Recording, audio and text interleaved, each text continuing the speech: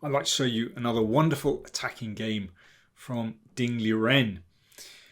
This was played in 2013 in the Alekhine Memorial Tournament, and he faces Levon Aronian, Ding with white, and at that time Aronian was rated over 2800.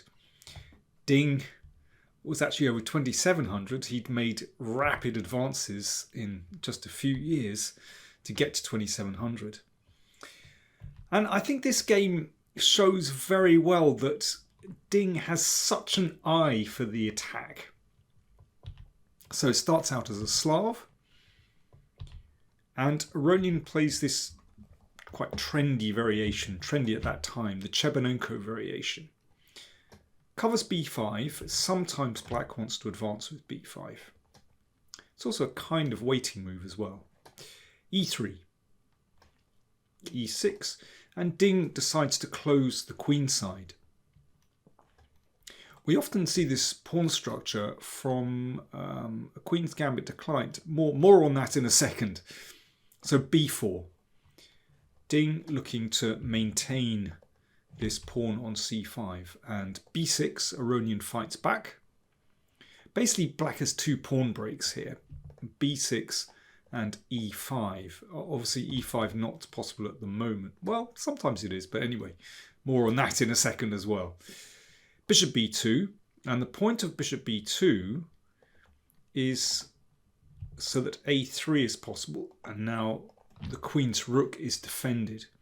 So it's all about maintaining this pawn chain with the pawn on c5. Bishop e7 and bishop d3, so white develops.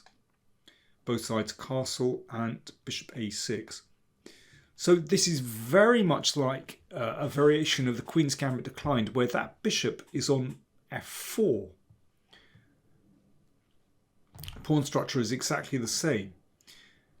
And black also plays the bishop out to a6 to exchange off the bad bishop and then close the position with b5. And of course, this bishop on d3 is very powerful, so it makes a lot of sense for black to exchange it off.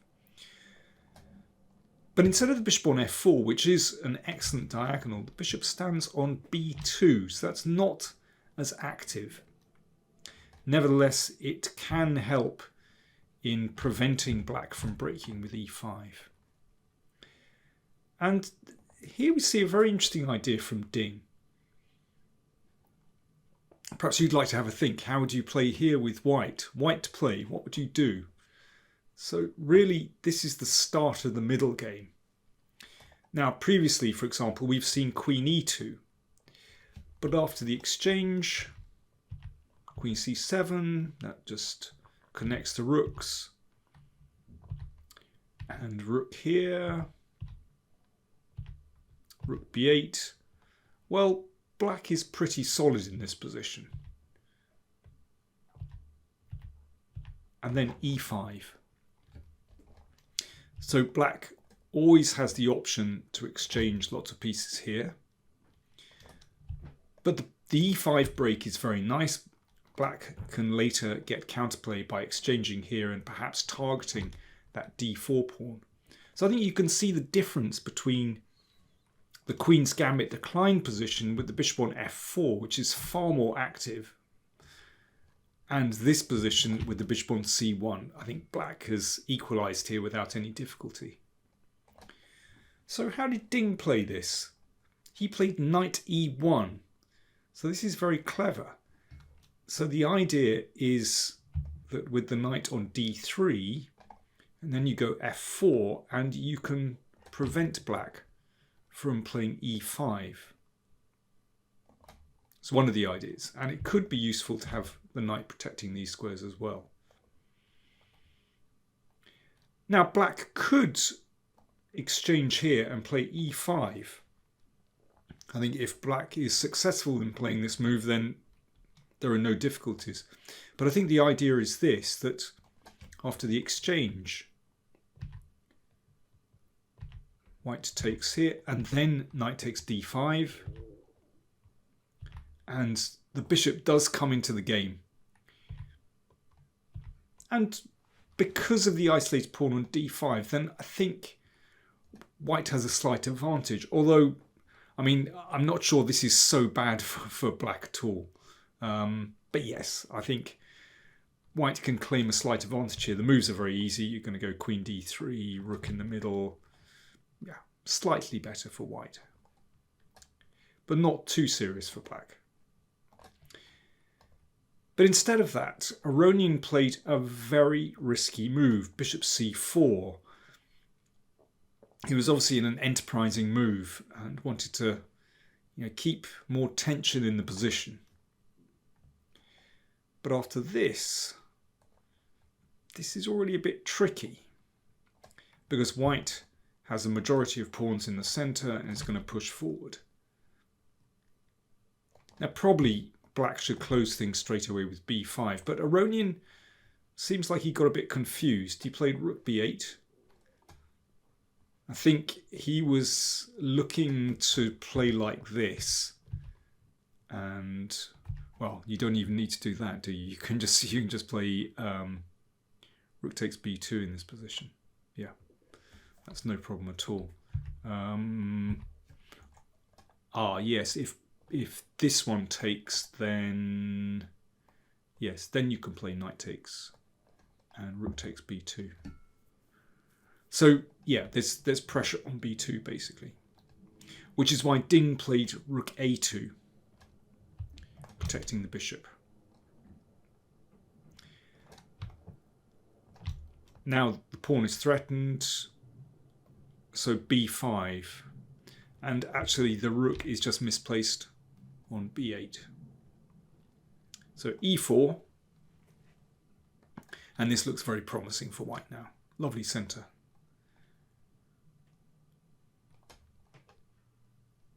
Rook b7 and knight c2, and that knight is very well placed, protecting these pawns. Black is just so cramped here. These pieces really don't have good squares to go to. Knight b8. So that rook is looking perhaps to come to d7, but this pawn is so well protected. Rook a1. So this rook is going to move back into play. Rook d1, yeah, supporting this one. Rook d8. And bishop c1. So white has time to maneuver. These pieces look very strong, and this bishop can come into the game somewhere along this diagonal. Knight a6. So there's a little bit of pressure here, but that knight on c2 is doing a very good job of protecting those pawns. Bishop f4, nice diagonal. Rook d7. Well, yeah, there's a little bit of pressure, but that knight is doing a great job. h3. Well, we'll see that, well, that covers g4, but it's not strictly necessary, but white has so much time in this position. And now Ding turns his attention to the king side, the queen looking to come to g3. As we know, he has a very sharp eye for the attack, but it seems very logical in that white controls the centre, so you have all this space. Well, you need to use it. Let's switch the pieces to the king side. I mean, this is a sound strategy. Instead of queen e3, you could take the pawn. It's going to take a very long time for black to collect this one. But I'm sure Ding just felt, well, white's pieces just aren't really set up to stir things up on the queen side. Why do that when black has no real counterplay? Let's switch the pieces to the king side. Very hard for black. Bishop f6 by Aronian. Bit of pressure here, but that of course is very provocative because the pawn is advancing. And then that makes room for the knight to come into e4 and then into d6. So that attacks the queen, which went here. Queen g3, switching to the king side.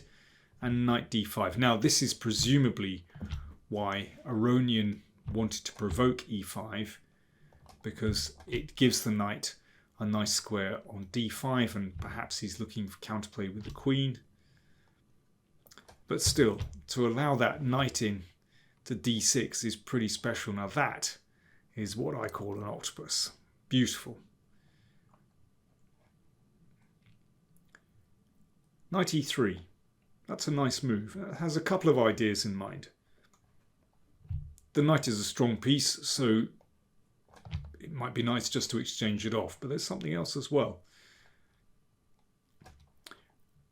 Aronian now goes for knight c3, and then it becomes very tactical.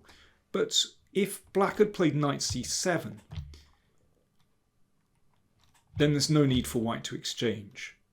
I'm sure that Ding would have played something like this, and knight g4, just switching the pieces to the king side.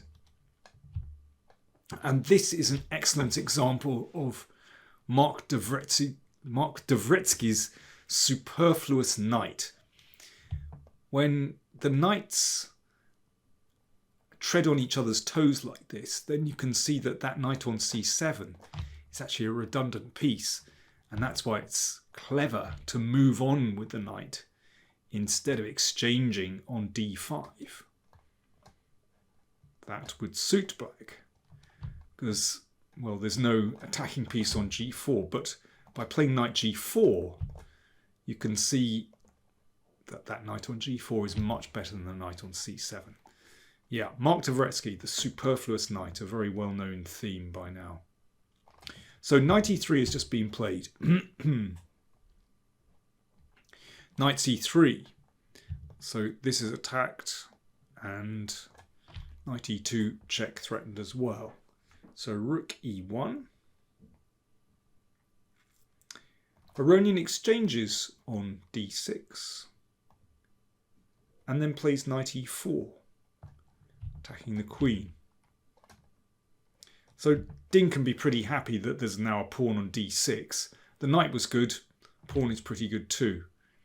But how do you deal with this one? Because that knight wants to come in and take a rook. Queen h4 and knight d2. And it has to be said, at the moment, black's king side actually looks pretty secure, because the knight protects g7. That's potentially a weak point with this bishop floating around, but the knight protects it. These pawns seem secure enough. In the meantime, apart from grabbing the rook, white might be able to exchange here and get some counterplay with queen a4. So, this is pretty daring play from Aronian.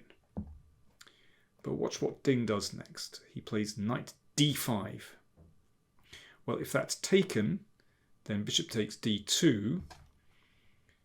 And then I'm sure that Ding would want to advance that f-pawn to bring the rooks into play. And in the meantime, those pawns are pretty unpleasant. Black always has to think about just managing those far advanced pawns.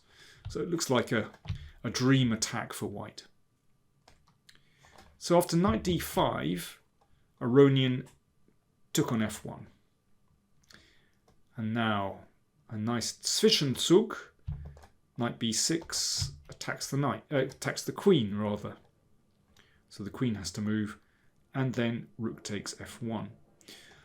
Ding has sacrificed the exchange, but he's managed to get rid of that knight that was on d5 and then floating around here. And that knight has landed on a pretty good square on b6. I hesitate to call this an octopus knight because it's not in the middle of the board, but it's something like an octopus knight because it really dominates black's major pieces. It's not possible to move a rook to a8, for example, or at least it's in the sights of the knight. And yeah, black always has to look out for a knight takes rook at some moment. Now, the best for black was to exchange on b4 here. I won't go into detail, but it does give a little bit of counterplay. White's still better there, though. But Aronian played knight f6. And then bishop e5. So Ding is turning towards the king side. Knight d5. I mean, this was, I suppose, really, Aronian felt that this was the best chance to try and eliminate the knight on b6. Otherwise, it was just very difficult to move anything. But watch what happens. Knight takes, pawn takes, and now this is the decisive breakthrough. Bishop takes g7. Ding is a whole rook down, but watch what happens. So first of all, queen h8, mate is threatened. He repeats the position a couple of times, but that brought him to the time control. So we're at move 41 now.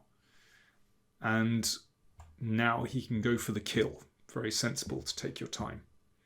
He played rook e1. So the queen can't deliver checkmate on its own, but once the rook comes into the game, that is decisive.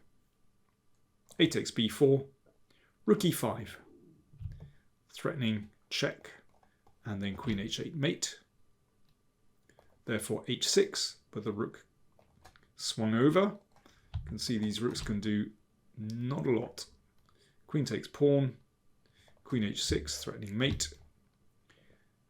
Therefore f6, allowing the king to move up. Queen takes f6, threatening rook h8 mate. And here Aronian resigned. So why exactly did he resign? Well, yep, that's the threat. And if rook g7, well, that's rather unfortunate because the rook drops. And mate follows shortly. Just have a quick look at this. For example, that's a rather attractive checkmate. Wow, what a game. So Aronian, at that time, one of the strongest players in the world, as I said, rated over 2,800, but he's absolutely destroyed in this game. Beautiful stuff. If you want to see more games by Ding, then do check out the community tab on the PowerPlayChess YouTube channel front page. Just click on community and you'll find I post old videos of Ding's games there regularly. Every day actually there's a new video, so do check that out, and do check out the videos that I've been posting over the past few weeks. Don't forget to subscribe. Let's try and get to 100k, and I promise I'll be playing that guitar if I actually do get to 100k eventually. And that's about it. Thanks for watching.